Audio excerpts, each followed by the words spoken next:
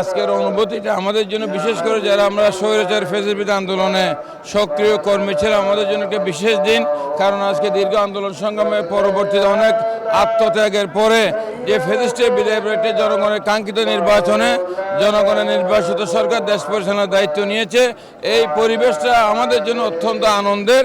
আমরা সবাই মিলে আজকে আনন্দের সাথে উদযাপন করছি এবং এই আনন্দ যাতে বাংলাদেশের সকল মানুষের হৃদয়ে চির অম্লান হয়ে থাকে, সবসময় যাতে এই আনন্দ সবার সাথে কাছে থাকে, এটা আমাদের প্রত্যাশা। ঈদ উল ফিতর আসলে একজন জনপ্রতিনিধির ঈদ উল ফিতর হয়ে গেছে।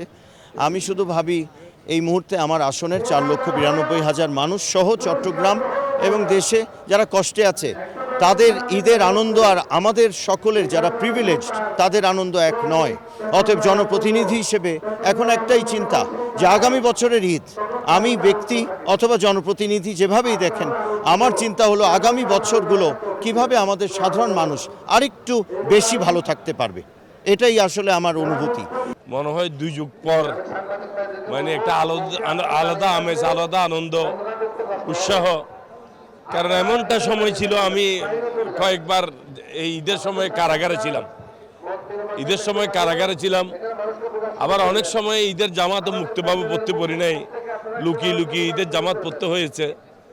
তো এই দুরবস্থা থেকে আল্লাহর অশেষ রহমতে আমরা মুক্তি পেয়েছি।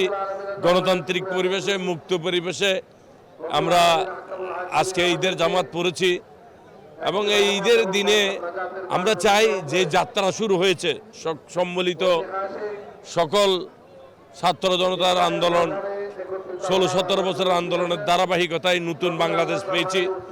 এই ধারা যাতে অব্যাহত থাকে, যে ভ্রাতৃত্বের বন্ধন এবং ঐক্য, সাম্যতা, যে বাংলাদেশ গড়ার জন্য মানুষ রক্ত দিয়েছে, যে স্বপ্ন দেখেছে, যেখানে কোনো দুর্নীতিমুক্ত, কোনো হানাহানি, মারামারি এগুলো না থেকে গণতান্ত্রিক পরিবেশে সংবাদপত্রের স্বাধীনতা, আইনের শাসন, গণতন্ত্র এবং মানুষের কথা বলার অধিকার এটা যাতে প্রতিষ্ঠিত হয় এবং বাংলাদেশের যে উন্নয়নের স্বপ্ন নিয়ে, প্ল্যান নিয়ে আমাদের রাষ্ট্রপ্রধান জননেতা তারেক রহমান কাজ করছেন, সেই প্রান্তিক জনগোষ্ঠীর জন্য কাজ করছেন, সেই কাজ যাতে সফল হয়, আমরা যাতে সহযোগিতার হাত প্রসারিত করি, এটাই হচ্ছে আমাদের কাজ।